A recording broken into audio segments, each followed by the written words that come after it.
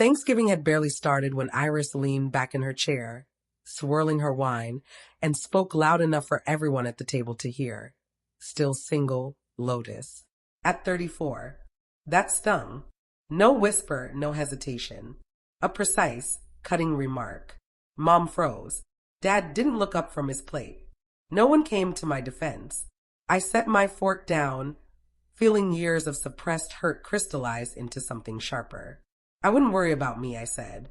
I'm married. The room went dead silent. Even the old clock in the hallway seemed to pause. They didn't realize it yet, but that one sentence was about to tear our family apart. I grew up in that house. Same creaking floors, same framed pictures lining the hallway, same pine-scented candles my mother lit every holiday, as if a smell could convince everyone we were flawless. But perfection only works from afar. Up close, the cracks were impossible to ignore. Conversations that always skewed toward Iris, Dad shrinking whenever tension arose, Mom's gaze softening only when her younger daughter entered the room. I used to tell myself I was imagining it. Children make up stories to survive imbalance. But sometime between my 20s and 30s, the pattern became undeniable. Every achievement of mine quietly downplayed, while every milestone of Iris's became a family spectacle. When Mom and Dad forgot my college graduation because Iris had a must-attend sorority event, they called it an unfortunate timing conflict. When they missed my birthday dinner 2 years running because Iris was visiting wedding venues. You know how important this is for her, Mom said, as if my life were an optional update. When I moved to Seattle and bought my condo without any help, I sent photos. They never asked how it felt to do that on my own. The truth was, they rarely asked anything about my life at all. And still, every holiday I made the drive home. For hours each way. I brought pies, flowers, gifts. I tried. Maybe too hard. Evan used to tease me gently. You don't have to earn a place that should already be yours. I'd smile, pretending it didn't hurt, pretending I didn't wonder if maybe, deep down, I did. Walking into the house that afternoon, my chest tightened in that familiar way. The entryway was the same as ever. The heavy mirror Mom loved, the coat rack leaning slightly left, the faded rug Iris ruined in high school and somehow never got blamed for. But I wasn't the same. Something inside me had shifted long before Thanksgiving, a quiet part that stopped hoping they'd notice I wasn't okay. When I stepped into the kitchen, Mom hugged me with one arm while stirring the gravy with the other. Lotus, darling, you made it, she said, her voice light but distracted. No questions about my commute, my work, my life. She moved immediately into a discussion about Iris's honeymoon plans. Dad gave me a tired little smile over a steaming pot of mashed potatoes. I scanned the room. Iris wasn't there yet, but her presence filled it anyway. Wedding photos lined the walls. Her in a sweeping white gown, the vast venue behind her. She smiled next to Colin. Images plastered over the fridge like a shrine. My own wedding photo? Not a single one. Not even a print. My stomach sank. 8 months. 8 months since I mailed the invitations, tracked RSVPs, called, emailed, checked in. 8 months of silence from all of them. Mom finally looked at me. You brought the cranberry sauce, right? Of course. That was my assigned role. Show up, contribute, stay quiet. I placed the dish on the table and felt a strange unease. This was the first holiday where I couldn't even tell why I'd come. Habit, perhaps, or the faint hope that maybe this year would be different. But deep down, I already knew the truth. The storm hadn't been coming. It was already here. The tension began long before dinner reached the table. Iris arrived 20 minutes late, heels clicking across the hardwood like she owned the house. She kissed Mom's cheek, hugged Dad as if they hadn't seen each other in years, then shot me a quick, detached glance. Barely a nod, as if I were some distant colleague she couldn't quite place. Traffic was insane, she announced, shrugging off her coat. Colin dropped me off so he could park. Partners don't get holidays off, you know. Mom's eyes glimmered with pride, the kind she reserved solely for Iris. Marrying someone successful, that's what it earned you. Not directed at me, yet somehow it still stung. We moved toward the dining room, and I caught Iris muttering something under her breath. Soft, hidden but sharp enough to sting. Mom laughed brittlely. Dad cleared his throat in that familiar, silent way. The way that meant he'd heard but wouldn't comment. By the time we sat, the hierarchy had already been established. Iris front and center, me relegated to background noise. A role I'd inhabited my whole life. Spoken over, brushed aside, expected to absorb the casual cruelty that slipped out beneath the table. But this year, something in me was different. The words didn't find their usual home in my chest. They lingered unsettled, looking for somewhere new to land. Mom launched into yet another recap of Iris's wedding. She never tired of it. The venue had a wait list, but Iris had found a way. And the flowers? Oh, Lotus, breathtaking. I had already seen them twice online, alone. Iris swirled her wine with a smug smile. Yeah, it was perfect. Everything went exactly as planned. Honestly, I don't know how we could ever top it. A pause. Not that anyone's competing. My jaw tightened. It was always like this. Every one of her triumphs seemed to lift her higher while I shrank lower. Flashbacks struck in sharp cuts. Mom leaving my 8th grade recital early to fetch Iris from practice. Dad missing my scholarship dinner because Iris needed help with a project. Birthdays, graduations, milestones, all swallowed into her orbit. And the worst part? I used to make excuses. I used to tell myself maybe they didn't mean it. But tonight, as I watched Iris's smile sharpen each time our parents laughed, the truth settled heavily in my chest. She wasn't careless. Every movement, every glance was intentional. And when her glass clinked, eyes glinting with that untouchable confidence, I knew a strike was coming. But I wasn't the same girl who would silently take it anymore. Dinner should have been ordinary. Dry turkey, overcooked beans, Mom fussing over the gravy as if whisking harder could fix everything. Yet the air felt thick, weighted, each clatter of cutlery louder than normal. I sat in my usual spot across from Iris, the seat I'd occupied my whole life, the seat where I learned to shrink myself to fit around others. Colin finally showed up, sliding into the chair beside her. He gave me a polite, unsure smile. The kind you offer when you're not sure whether to acknowledge someone or ignore them. Iris leaned toward him instantly, her voice bright and dramatic, performing even for this small audience of 4.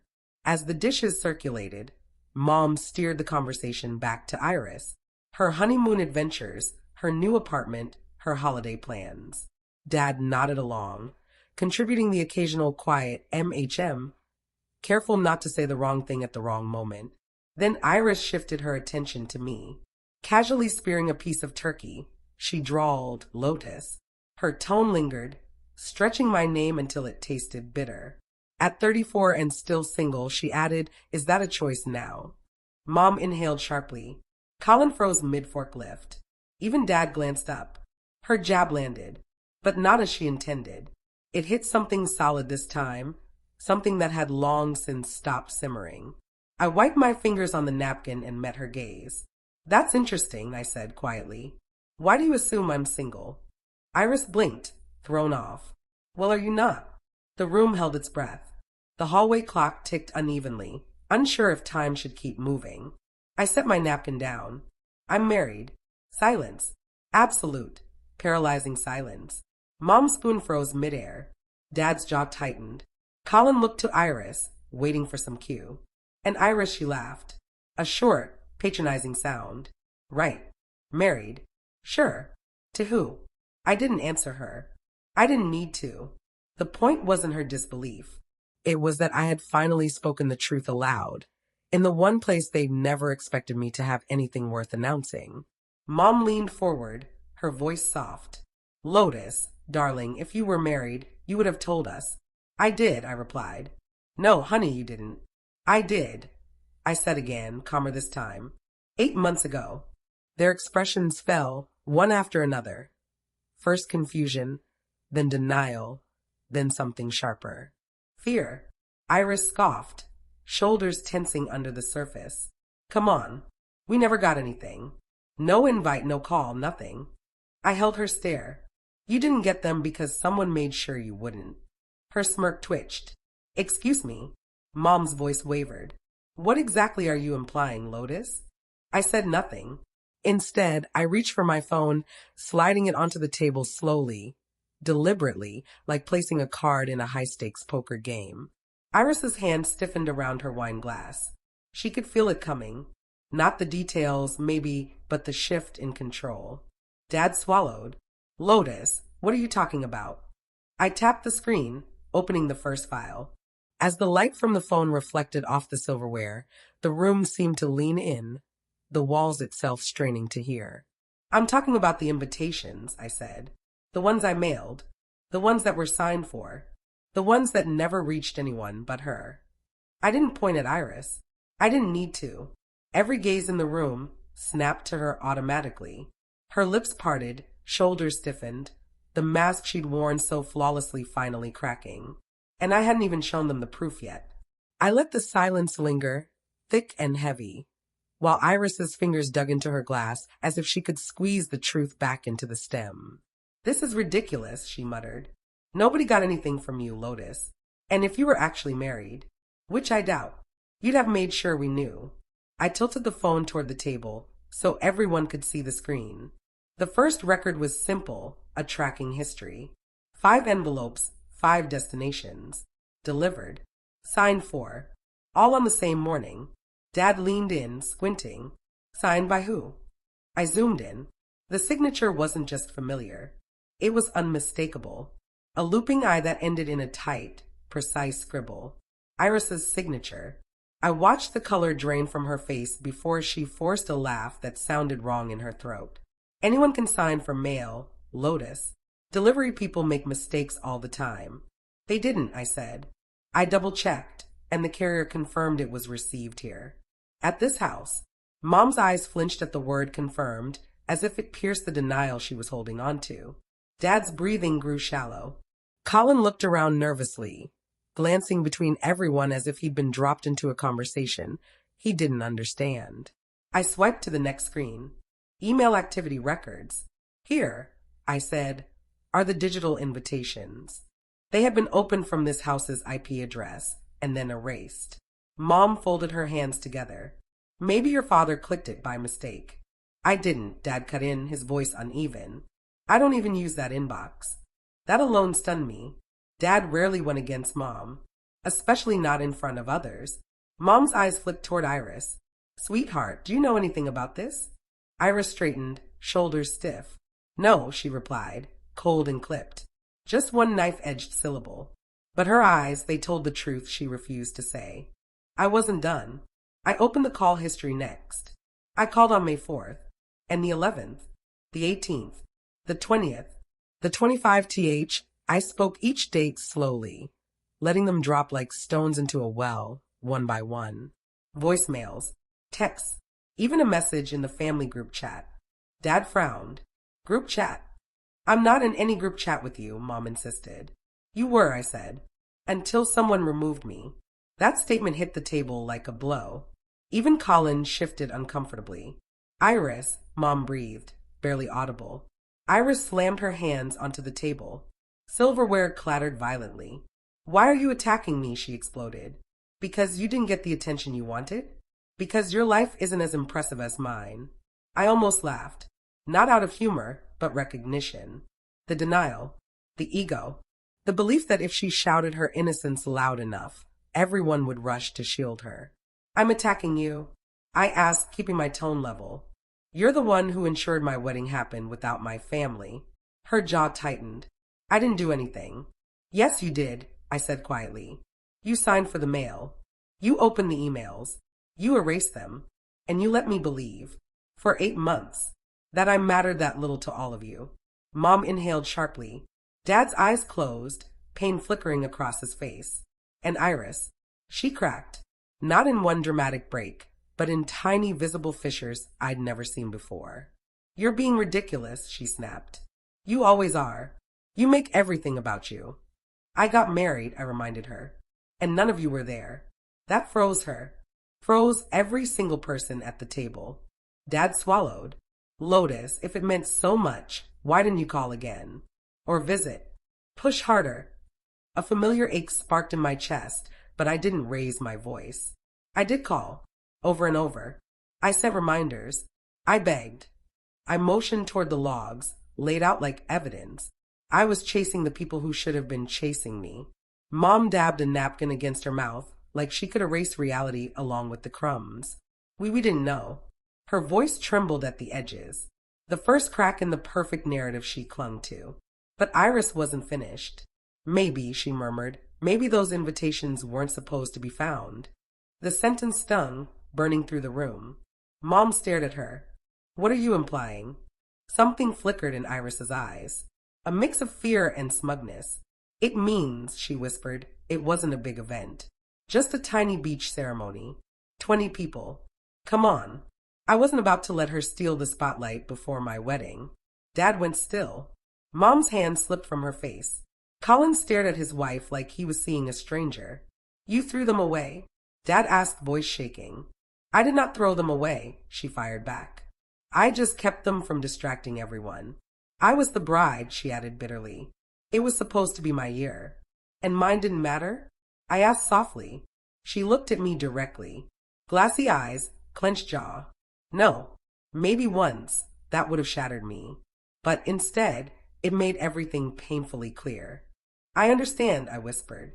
Mom turned to Iris, voice sharp for the first time in years. How could you do that? Iris recoiled. Don't twist it. Lotus has always been jealous. That was it. The instant something inside me aligned with absolute certainty. I'm not jealous of you, I said. Never have been. I'm hurt. And I'm done pretending it doesn't matter. I pushed back my chair. The scrape against the tile was a small, final rupture. Where are you going? Mom asked, voice suddenly frantic. Away, I said. Away from a table where I've been invisible my whole life. Dad stood halfway, reaching for me. Lotus, please. I shook my head. I waited 8 months. I'm done waiting. I stepped toward the front door when Iris spoke again. Raw, trembling. You ruined Thanksgiving. No, I said quietly. You ruined my wedding. This is just the truth catching up. The hallway felt colder than the dining room, like the house itself wanted me gone. But I kept walking, past the mirror, past the photos, past every version of me that had tried to fit in there. And when the night air hit my face, it felt like the first real breath I'd taken in years. Behind me, through the window, they all sat frozen, staring at the empty chair where I'd existed for decades. For once, they had to confront the space I left behind. I drove all the way back to Seattle with no music, just the long road dividing who I was from who I refused to be anymore. When I finally stepped into our apartment, Evan didn't ask anything. He simply held me, grounding me in a way my own family never managed. It finally happened, I said into his shoulder. He nodded like he'd been waiting for this. And you finally said what needed to be said. The days that followed were oddly calm. Dad reached out, offering short, careful conversations. But real ones this time. No defenses. Iris didn't try to rewrite history. She just listened. It was unfamiliar. Wobbly, but genuine. Iris sent an email. A long, apologetic note that read like she'd been forced into honesty by some kind of therapy. I read it, but didn't respond. Healing isn't a room you can just step into. Mom stayed quiet, and for the first time, her silence didn't shred me. Instead, it brought clarity.